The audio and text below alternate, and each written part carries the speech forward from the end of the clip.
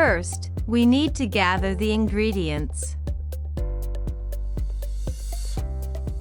Let's look at the recipe.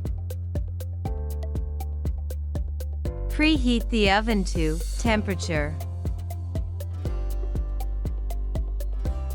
Grease the baking pan. Now, we're going to prepare the ingredient. Make sure you have all the equipment. We need a tool for this step. Are all the ingredients ready? Let's start cooking.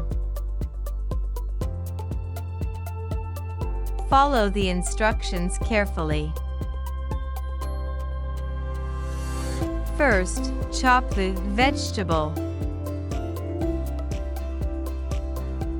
Add amount of ingredient.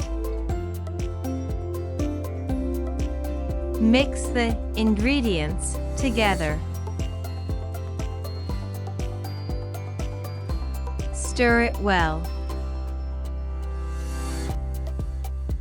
Cook for time at temperature. Simmer for time. Boil the liquid. Taste and adjust the seasoning.